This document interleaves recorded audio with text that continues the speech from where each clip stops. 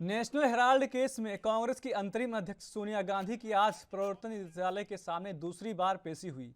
इस दौरान राहुल गांधी भी उनके साथ मौजूद रहे। इस पेशी को लेकर आज भी कांग्रेस की ओर से विरोध प्रदर्शन किया जा रहा है, जिसमें महिला कांग्रेस की ओर से काले कुबेरों को दिखाए गए और अपना विरोध जताया गया।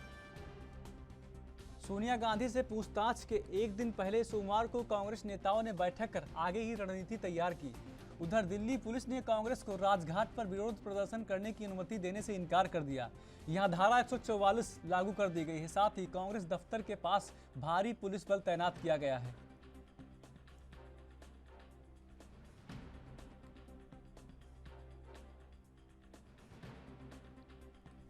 तो आपको बता दें कि नेशनल हेराल्ड केस में कांग्रेस की अंतरिम अध्यक्ष सोनिया गांधी की आज ईडी के सामने दूसरी बार पेशी हुई है। इस दौरान राहुल गांधी भी उनके साथ मौजूद रहे। इस पेशी को लेकर आज भी कांग्रेस की ओर से विरोध प्रदर्शन किया गया है, जिसमें महिला कांग्रेस की ओर से काले कुबेरों दिखाए गए और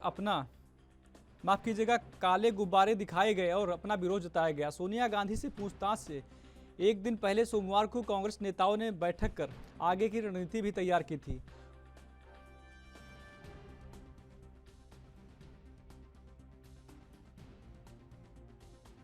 हाँ, ये सरकार तो गांधी नाम से ही डरती है और सत्याग्रह के नाम से तो इनको पसीना छूटने लगता है। हम सत्याग्रह करना चाह रहे हैं, ये इन्होंने सारी पुलिस छावनी बना रखा है पूरी दिल्ली को जो है। और जब हमने कहा नहीं हम गांधी समाधि पे जाते हैं तो फिर इनमें बड़ी हकलाहट आ गई और इन्होंने परमिशन देने से इनकार कर दिया। तो ये सत्याग्रह से डरते हैं और हम सत्याग्रह हमारा अस्त्र है इस सरकार के खिलाफ। जब जब लोकतंत्र को कमजोर किया जाएगा, जब तक संवैधानिक संस्थाओं का कमजोर किया जाएगा, विपक्ष की सरकारों पर प्रहार किया जाएगा, विपक्ष के नेताओं की आवाज को दबाने के लिए उनको झूठे मुकदमों में फांसने के लिए कोशिशें होंगी, कांग्रेस का सत्याग्रह जारी रहेगा। सत्यमेव जयते। और इस अहम खबर पर ज्यादा जानकारी के लिए हमारे संवाददाता दिल्ली से राजीव तिवारी जुड़ गए हैं। राजीव, जिस प्रकार से सोनिया गांधी दूसरी बार ईडी के सामने पेश हुई हैं, दूसरी तरफ कांग्रेस सत्याग्रह कर रही, क्या इससे कोई हल निकल पाएगा?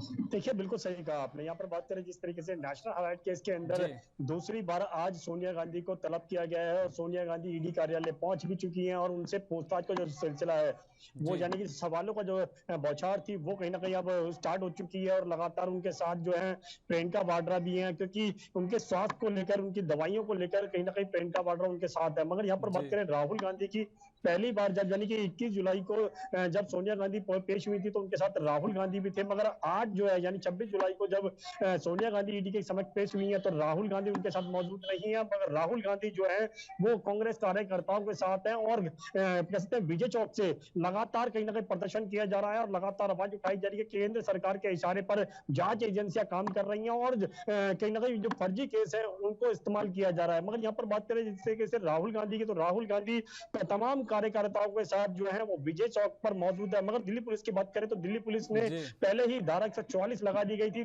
विजय चौक पर भी और कांग्रेस कार्यालय पर भी और ईडी कार्यालय पर भी। मगर लगातार कहीं ना कहीं प्रदर्शन है वो कहीं ना कहीं सुचारू रूप से चलता हुआ नजर आ रहा है और इस प्रदर्शन से कितना हल निकल पाएगा ये तो आने वाले दिनों में ही पता लग पाएगा। मगर अभी जांच जो है यानी कि जो पूछताछ जो है वो जरूर ईडी के द्वारा की जा रही है। जी राजीव, इससे पहले भी हरीश रावत का एक बयान आया था, उसमें कहा था कि कांग्रेस को परेशान किया जा रहा है, हम डरेंगे नहीं। ये जो डरेंगे नहीं जो उन्होंने बोला, तो इससे आप क्या समझते हैं? क्या सोनिया गांधी अगर निर्दोष नहीं होंगी या निर्दोष होंगी तो कार्रवाई होगी, अगर नहीं होंगी तो कार्रवाई नहीं होगी? फिर इसमें डरने वाली कौन सी बात है कि हम डरेंगे नहीं, कांग्रेस को परेशान किया जाता है? इसको आप कैसे देखते हैं? देखिए, बिल्कुल सही कहा आपने। यहाँ पर बात करें ईडी के द्वारा जो पूछताछ की जा रही है यानी कि राहुल गांधी से, और पहले भी राहुल गांधी से पूछताछ की जा चुकी है और कहीं ना कहीं अब सोनिया गांधी से भी पूछताछ की जा रही है। तो कांग्रेस के जो तमाम कार्यकर्ता हैं यानी कि बड़े नेता से लेकर बात करें छोटे नेता तक बात करें तो लगातार ये कहा जा रहा है कि वो डरेंगे नहीं और इसी तरीके की कार्रवाई जो है यानी कि इसी तरीके का प्रदर्शन जो है वो करते रहेंगे। मगर एक चीज और स्पष्ट है इसमें, तमाम कार्यकर्ताओं की बात करें, नेताओं की बात करें, अशोक सिंह गहलोत की बात करें, हरीश रावत की बात करें या फिर और बड़े नेताओं की बात करें, तो वो भी लगातार यही कह रहे हैं कि जांच एजेंसियों का कहीं ना कहीं केंद्र सरकार जो है वो इस्तेमाल कर रहे हैं और विपक्ष पे कहीं ना कहीं दबाव बनाने की कोशिश की जा रही है। मगर देखना होगा इस तरीके के प्रदर्शन से कितना फर्क पड़ने वाला है। जी राजीव, अभी आपने कहा कि विपक्ष दबाव बनाने की कोशिश कर रहा है, तो क्या जो सत्याग्रह किया जा रहा है इससे क्या सरकार पे कोई दबाव बनेगा? क्योंकि ईडी जो सोनिया गांधी से पूछताछ कर रही है, तो इससे उनका माना जा रहा है कि उनका जो आरोप है वो कह रहे हैं कि सरकार के दबाव में ईडी पूछताछ कर रही है। आप इसको कैसे देखते हैं? क्या सरकार के दबाव में ईडी ऐसा कर रही है? देखिए बिल्कुल सही कहा आपने। यहाँ जी। पर बात करें लगातार विपक्ष जो है यानी कांग्रेस की बात करें या कांग्रेस के और गठबंधन दलों की बात करें तो वो लगातार कहीं ना कहीं ईडी की कार्रवाई को लेकर कहीं ना कहीं बार बार आरोप लगाया जाता है केंद्र सरकार के इशारे पर। ईडी और सीबीआई और इनकम टैक्स जो है वो लगातार काम कर रही है। जांच एजेंसियों का केंद्र सरकार इस्तेमाल किया जा रहा है और केंद्र सरकार के द्वारा कहीं ना कहीं विपक्ष के जो नेता हैं उनको दबाने की कोशिश की जा रही है। मगर विपक्ष जो है वो लगातार आवाज उठाने की प्रयास करता हुआ नजर आ रहा है और लगातार प्रदर्शन भी किया जा रहा है। विजय चौक की बात करें या फिर कांग्रेस कार्यालय की बात करें या फिर ईडी कार्यालय की बात करें, तमाम जगहों पर इस तरीके के प्रदर्शन हमने पिछले दिनों में भी जी। देखे और अब आज भी इसी तरीके के प्रदर्शन किए जा रहे हैं। मगर विपक्ष के ऊपर कहते हैं सत्ता के ऊपर यानी कि एनडीए के ऊपर किस तरीके का दबाव बनेगा ये विपक्ष का, और विपक्ष जिस तरीके से काले गुब्बारे दिखाकर या फिर काली पट्टियां लगा बांधकर या फिर कहीं प्रदर्शन कर सत्याग्रह कर इस तरीके के जो आरोप लगा रहे हैं केंद्र सरकार के ऊपर, केंद्र सरकार के जहां इशारे पर जांच एजेंसियां काम कर रही है, मगर जांच एजेंसियां अभी तक अपनी तरफ से पूरी कोशिश कर रही है कि जो स्पष्टता है वो सामने आए। मगर यहाँ पर अगर विपक्ष की बात करें तो विपक्ष अगर जिस तरीके से आरोप लगा रहा है, अगर उन्होंने कुछ भी नहीं किया तो फिर डरने वाली कोई जरूरत नहीं है, डरने वाली कोई बात नहीं है। वो जांच में सहयोग करें, अगर पारदर्शिता होगी या फिर कहे ईडी की जो रिपोर्ट होगी उसके अंदर जो भी सच्चाई होगी वो सबके सामने आएगी। मगर यहाँ पर जिस तरीके से आरोप लगाए जा रहे हैं वो साफ जाहिर है कहीं ना कहीं सरकार के ऊपर दबाव बनाने की कोशिश की जा रही है। जी राजीव, सबसे पहले जब ईडी के सामने पेश होना था तब सोनिया गांधी को बीमार हो गई थी, कोरोना पॉजिटिव बता रही थी अपने आप को, लेकिन उसके बाद भी जब ईडी के सामने पेश हुई तो क्या कुछ खुलासे हुए थे उसमें? क्या कुछ बात हुई थी सामने ईडी के?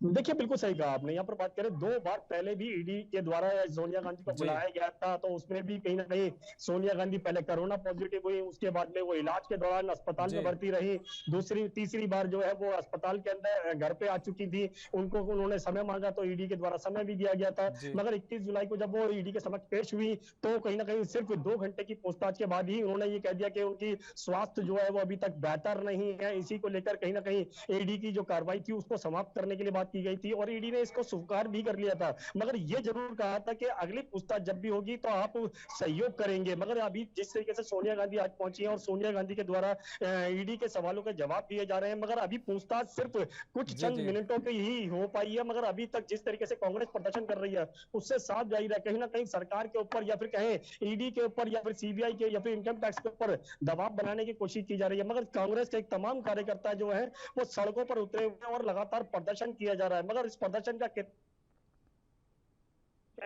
सरकार के ऊपर हो पाएगा ये जरूर देखना होगा। जी चलिए राजीव, जानकारी देने के लिए आपका बहुत बहुत धन्यवाद राजीव।